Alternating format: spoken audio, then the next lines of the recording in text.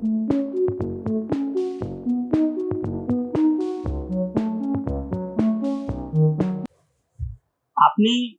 পশ্চিমবঙ্গে ভারতবর্ষের যে কোনো স্টেটে থাকেন ধরুন, এবং আপনি ভাবলেন যে পরীক্ষা দেবেন, যে কোনো, সেটা আইআইটি হতে পারে বা অন্য কোনো রকম এরকম টপ লেভেল কোনো কম্পিটিটিভ এক্সাম দেবেন।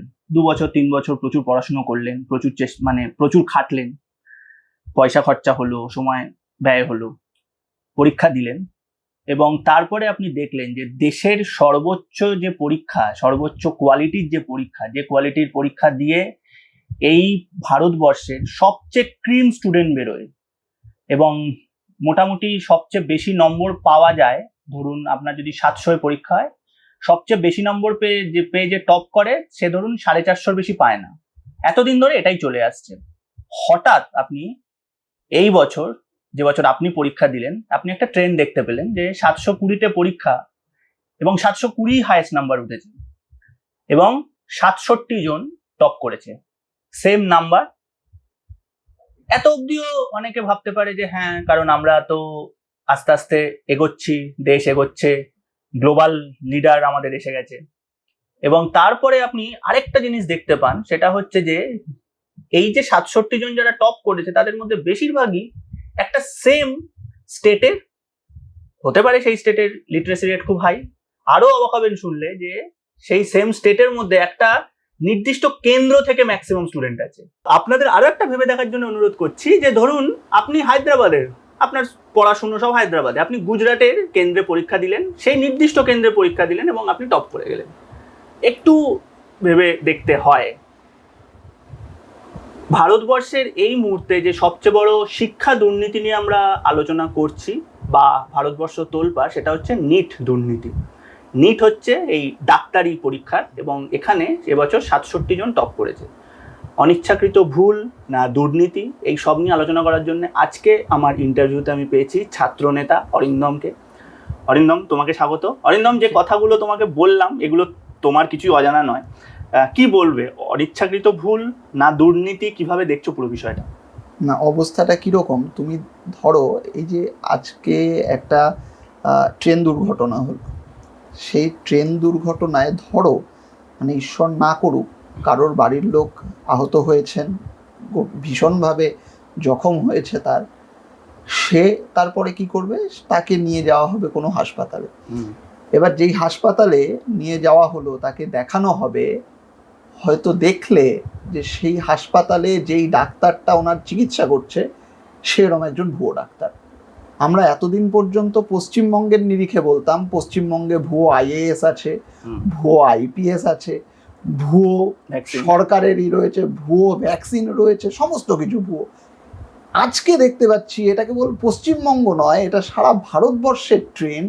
আর কি মারাত্মক একটা ট্রেন্ড, যাকে মানে মানুষের জীবন বাঁচাবে যারা, না আমরা তো বলি যে ভগবানের নাকি আরেক রূপ ডাক্তার, সেই ডাক্তারগুলো পর্যন্ত আজকে ভুয়ো। হয়তো এটাকেই কলিকাল বলে।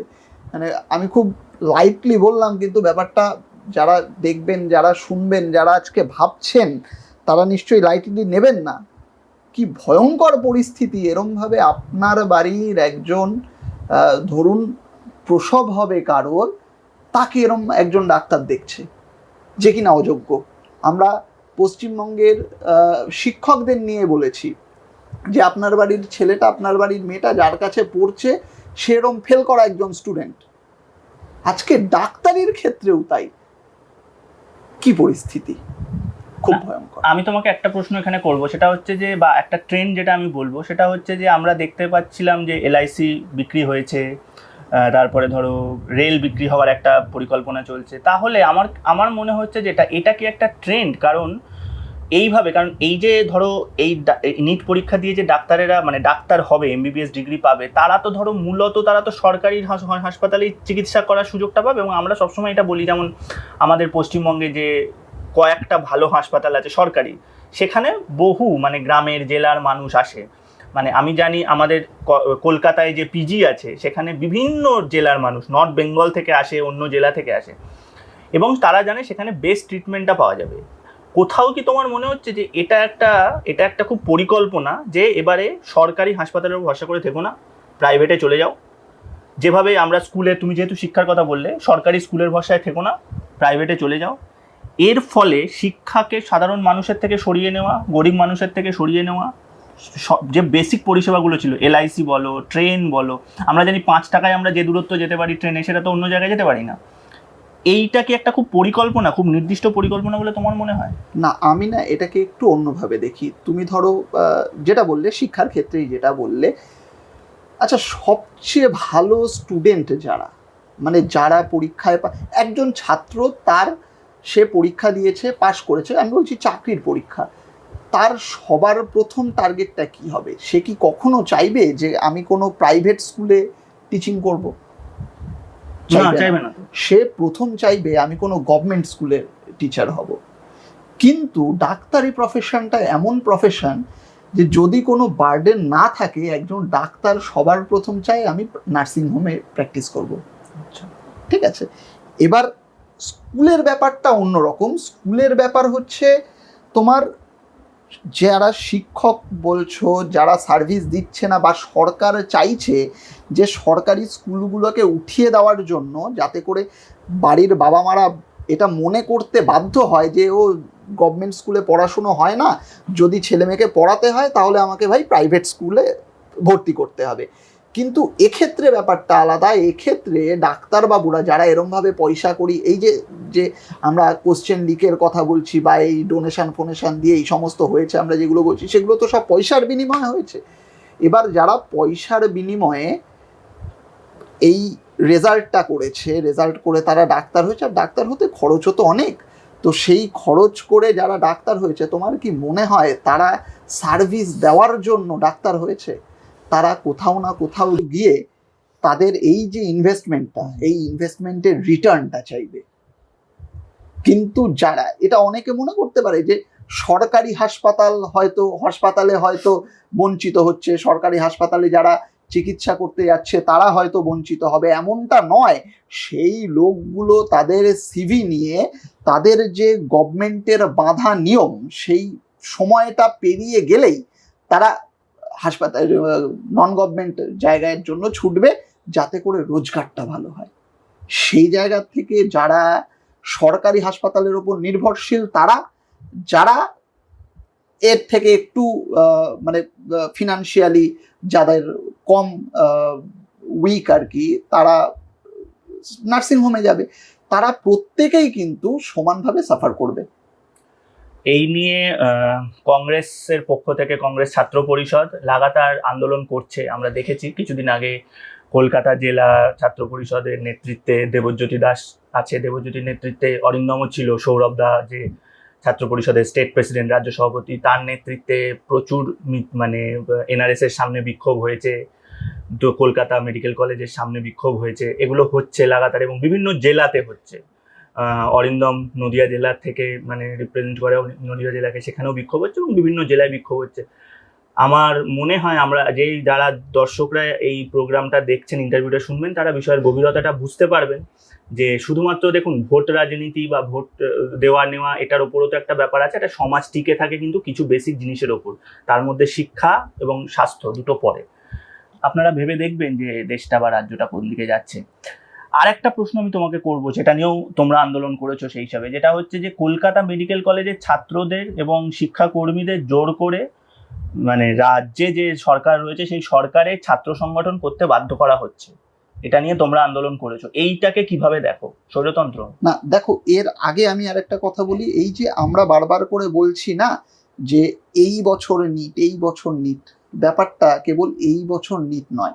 ওই বলে না যে আব উঠায়া পাহাড়কে নিচে, তো আজকে নরেন্দ্র মোদীর সরকার, ভারতবর্ষের বিজেপি সরকার ওই পাহাড়ের নিচে এসছে বলে ব্যাপারগুলো হয়তো আমাদের সামনে এসছে। আমি বলছি তোমাকে কালকের কথা, গতকাল আমরা একটা আন্দোলনই করছিলাম, সেখানে একটি মেয়ে আসে, আমি সেই মেয়েটার বিভিন্ন যাতে কোনো রকম অসুবিধে না হয় সেই কারণে তার নামটা এই মুহূর্তে বলছি না, তার সমস্ত ডকুমেন্ট আমাদের রাজ্য ছাত্র পরিষদের সভাপতির কাছে সে দিয়ে গেছে। সে বিগত 3 বছর ধরে নিট নিয়ে এই সাফারার। আচ্ছা, কখনো সে অ্যান্সার কি মিলিয়ে দেখছে, তার নম্বর মোটামুটি 625 650 আসার কথা, সেই নম্বরটা এসে পাঠাচ্ছে 150, 350, 250।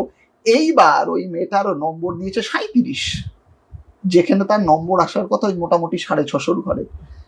তাকে যে শীটটা পাঠানো হয়েছে, মানে সে যখন দেখতে চায় আরটিআই করে, তাকে যে শীটটা পাঠানো হয়েছে সেই শীটে সমস্ত কিছু ট্যাম্পার করা। তার যে নামের সইটা, সেই নামের সইটা ট্যাম্পার করেছে। ওর মার নাম সুমি দাস, সেটাকে সৌমিলি বা এরম কিছু একটা করে দিয়েছে। এই সব ট্যাম্পার করা কাগজপত্র ও রিসিভ করেছে, পেয়েছে। আচ্ছা তুমি বলো যে মেয়েটা যদি এই নামগুলো ভুল লিখতো, তাহলে যে ইনভিজিলেটর আছে সে তখনই ধরতো, সেই খাতাটা সেখানেই বাদ হয়ে যাওয়ার কথা। সেইটা না হয়ে, সেটা হয়নি, অ্যাকসেপ্ট করেছে, নম্বর দিয়েছে। সে যখন রিভিউ করতে চাইছে তখন এইগুলো আসছে। আর এটা আজ থেকে নয়, এটা বিগত 3 বছর ধরে ওই মেয়েটি সাফারার।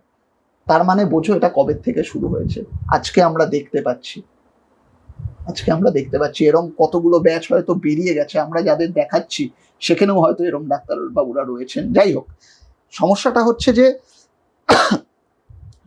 হচ্ছে এই এই জিনিসগুলো যেগুলো হচ্ছে না, ছেলে মেয়েদের পড়াশোনার প্রতি অনীহা তৈরি করছে।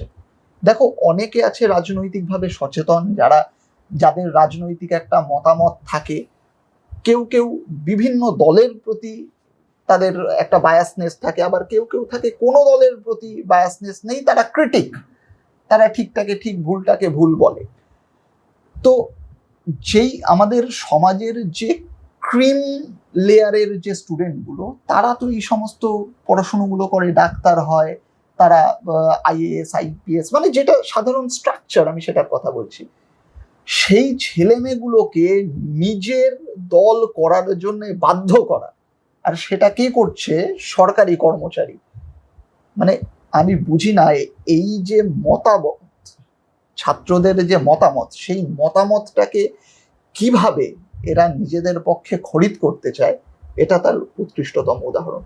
যে ক্রিম লেয়ার অফ স্টুডেন্ট, যাদের কাছ থেকে আমরা, তাদের মতামতটা আমাদের কাছে গুরুত্বপূর্ণ, যে শিক্ষা কিভাবে চলতে পারে, একটা হসপিটাল কিভাবে চলতে পারে, এই যে পলিসিগুলো, এই পলিসিগুলো যাদের জানা সবচেয়ে বেশি, মানে সুযোগটা যাদের ক্ষেত্রে রয়েছে, তাদের এই মতামতটাকেও কোনো না কোনোভাবে বায়াসড একটা রাস্তায় নিয়ে চলে আসার যে চেষ্টা, সেটা ঘৃণ্য ছাড়া আর কিছু বলার কি বলবো সুযোগ আমাদের কাছে নেই। এবং আমরা মেডিকেল কলেজে যেটা হচ্ছে সেটাও সেরকম। আমি সেই কথাটাই বললাম, যে ধরো একজন ডাক্তারবাবু যিনি কোনো একটা হাসপাতালে দীর্ঘ 5 বছর ধরে পড়াশুনো করলেন, সেখানেই হয়তো চাকরি করছেন, সে জানবে যে ওই হাসপাতালের ইনফ্রাস্ট্রাকচারের গলদগুলো কোথায়। তার কাছ থেকে এই নিয়ে পলিসিটা আমরা, মানে পলিসি নিয়ে কথা বলবে সে, আমরা তো এটা এক্সপেক্ট করি। কিন্তু রাজনৈতিক দলেই যে টিএমসিপি করতে হবে, টিএমসিপি জিন্দাবাদ বলতে হবে, তৃণমূল কংগ্রেস জিন্দাবাদ বলতে হবে, এইভাবে তাদের মতামত, তাদের যে দৃষ্টিভঙ্গি, তাদের যে দর্শন, সেই দর্শনটাকে কিনে নেওয়ার চেষ্টা, এটা অত্যন্ত ভয়ঙ্কর, ভবিষ্যতের জন্য ভয়ঙ্কর। তুমি ভয়ঙ্কর কথাটা বললে, আমি একটা কথা তোমাকে বলবো, সেটা আমার নেক্সট প্রশ্ন, যে এই মুহূর্তে আরেকটা জিনিস নিয়েও আমরা খুব বিচলিত, সেটা হচ্ছে রেল দুর্ঘটনা একটা ঘটেছে। কাঞ্চনজঙ্ঘা থেকে একটা ট্রেন, মানে জলপাইগুড়ি থেকে আসছিল এবং মাঝ রাস্তায় গাড়িটা অ্যাক্সিডেন্ট করে এবং কিছু মানুষ মারা যায়, অনেক মানুষ আহত।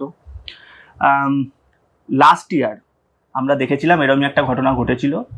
এবার মানে দুর্ঘটনা ঘটতেই পারে, সেটা তো কেউ মানে স্বতঃপ্রণোদিতভাবে করে বলে আমরা কখনোই মনে করি না, কিন্তু এবারেও একটা দেখা যাচ্ছে যে রেলওয়ের যে সিগন্যালিং এর মধ্যে একটা ফল্ট আছে বলে একটা অভিযোগ পাওয়া গেছে এবং জানা যাচ্ছে যে একটা ফল্ট ছিল। আমি বলছি যে আমরা একদিকে বুলেট ট্রেনের কথা শুনছি, বন্দে ভারতের কথা শুনছি, কিন্তু যে ট্রেনগুলো ছিল, বেসিক যে পরিষেবাগুলো, সেইগুলো কতটা ক্ষতিগ্রস্ত হচ্ছে বলে তুমি মনে করো? এই মুহূর্তে কতটা সেফ রেল? দেখো, গতি দরকার, দেশের এগিয়ে যাওয়ার জন্য গতি দরকার, এটা অস্বীকার করার কোনো জায়গা নেই। স্পিড দরকার। তুমি যদি আজকে পশ্চিমবঙ্গ থেকে দিল্লি যেতে তোমার যদি 1 দিন 1.5 দিন সময় লাগে, সেটাকে তুমি যদি কোনোভাবে 15 ঘন্টা 16 ঘন্টায় নিয়ে আসতে পারো, সেটা দেশ এগোনোর পক্ষে পজিটিভ।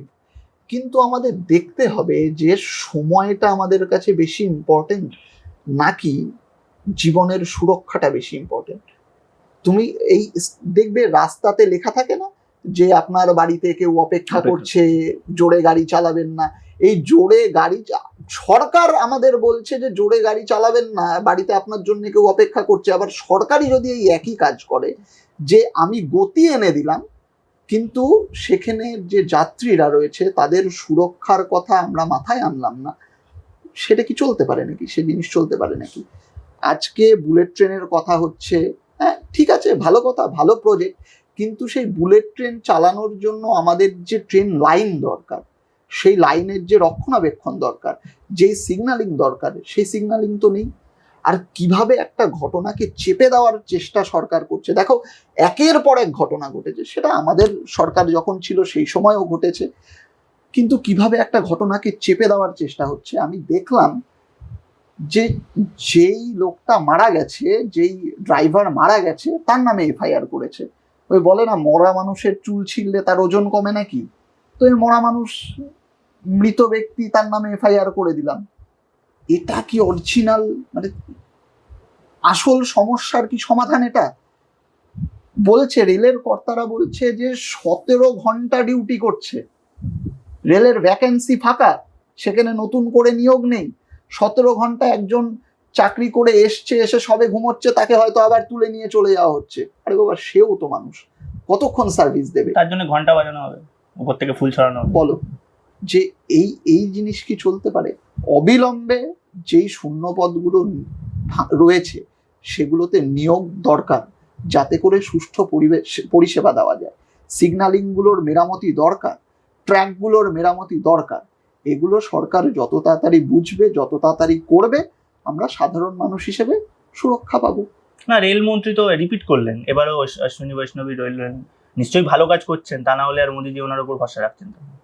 সে তো রিপিট নরেন্দ্র মোদীও করেছে, ভালো কাজটা তো আমরা দেখতে পাচ্ছি না। যাই হোক, ঠিক আছে, যে রয়েছে, দেখো আমরা তো হেরে গেছি, আমরা তো এটা বলার জায়গায় নেই যে কেন অশ্বিনী বৈষ্ণব, কেন নরেন্দ্র মোদী হবে। ওরা বলবে যে আমরা জিতেছি, আমরা যাকে খুশি তাকে করব, কিন্তু আমরা হেরে গিয়ে যে প্রশ্নগুলো করতে পারি সেগুলো সাধারণ মানুষের প্রশ্ন। যে ভালো কথা, অশ্বিনী বৈষ্ণব হয়েছেন, খুব ভালো কথা, কিন্তু এই যে রেল নিয়ে যে সমস্যাটা দিনের পর দিন চলে আসছে, বিজেপির সময় বেড়েছে, সেগুলোর ভবিষ্যৎ কি? সাধারণ মানুষ, আমি, তুমি, আমরা সবাই ট্রেনে চড়ি, আমাদের ভবিষ্যৎ কি? এই প্রশ্নের উত্তরগুলো তো বিজেপিকেই দিতে হবে। প্রশ্নের উত্তর যখন তুমি বললে, তখন একটা কথা বলতে হয় যে 5টা জেলা আবার মানে কেন্দ্রে আবার উপনির্বাচন হবে। সেখানে আমার দুটো প্রশ্ন। এক হচ্ছে যে অলরেডি দুটো জায়গায়, বাগদা এবং রায়গঞ্জে কংগ্রেস ক্যান্ডিডেট দিয়েছে এবং বাকি 3 জায়গায় সিপিএম দিয়েছে। যদিও এখানে একটা কথা বলা হচ্ছে, মানে ফরওয়ার্ড ব্লক দিয়েছে বাগদাতে এবং সেখানে আবার কংগ্রেস দিয়েছে। জোট কতটা মানে ইনট্যাক্ট থাকবে বলে তুমি মনে করছো, আর এই ইস্যুগুলো তোমরা কতটা মানুষের কাছে নিয়ে যেতে পারবে বলে মনে করছো? দেখো, সত্যি কথা বলতে কি, মানুষ না বাই ডাইমেনশনাল ভোট দিচ্ছে আজকে, যে কে জিততে পারে আর তাকে কে হারাতে পারে এইটা ভেবে। আমরা রুটি রুজির প্রশ্নে বামপন্থীদের সাথে একসাথে লড়াই করেছি, সেই প্রশ্ন থেকে আমরা সরেও আসছি না। আমাদের ঈশা খান চৌধুরী জিতেছেন, সেখানে সাধারণ মানুষের সাথে সাথে বামপন্থীদেরও একটা ভূমিকা রয়েছে। অধীর রঞ্জন চৌধুরী দ্বিতীয় হয়েছেন, সেখানেও বামপন্থীদের একটা ভূমিকা রয়েছে। যদি বামপন্থীরা না থাকতো, আমাদের কিছু ভোট হলেও কমতো। যেখানে বামপন্থীরা লড়াই করেছেন, এই যাদবপুর কেন্দ্র তুমি বলো, ডায়মন্ড হারবার বলো, যেখানেই বলো, সেখানে বামপন্থীরা লড়াই করেছেন, সেখানেও জাতীয় কংগ্রেসের একটা ভূমিকা রয়েছে। তো সেই জায়গায় দাঁড়িয়ে আমরা বামপন্থীদের সাথে একসাথে লড়াই করে আমাদের ভোট কিছু হলেও বেড়েছে। এবার হ্যাঁ, অনেকের প্রশ্ন রয়েছে যে যেখানে কংগ্রেস লড়াই করেছে সেখানে যদি বামেরা একা লড়তো, সেখানে হয়তো সমস্ত জায়গায় তাদের পতাকা উঠতো, কর্মীদের মধ্যে আরো একটু বেশি উন্মাদনা থাকতো। যেখানে বামপন্থীরা রয়েছে, কংগ্রেস লড়ার সুযোগ পায়নি, সেখানে যদি সমস্ত জায়গায় কংগ্রেসের পতাকা উঠতো, সেখানকার কর্মীরা হয়তো আরো একটু বেশি উদ্বুদ্ধ হতো, একটু বেশি নিজেকে ইনভলভ মনে করতে পারতো। এই সেন্টিমেন্টের জায়গাকে আমি সম্পূর্ণভাবে শ্রদ্ধা করছি, কিন্তু আজকের প্র্যাকটিক্যাল জায়গা যেটা, সেটা খুব সত্যি যে একসাথে লড়াই না করলে আমাদের যে ভোট পার্সেন্টেজ, যে কটা মানুষ আমাদের ওপর সমর্থন দেখিয়েছেন, ভরসা দেখিয়েছেন, তারাও হয়তো ভাবতো যে এদের দিয়ে লাভ নেই, এদের দিয়ে লাভ নেই, কেননা এরা আলাদা আলাদা লড়লে ফার্স্ট বা সেকেন্ডের মধ্যে আসতে পারবে না। এই যে ডাইমেনশনটা তৈরি হয়ে গেছে, সেই ডাইমেনশনটা ভাঙার দরকার ছিল।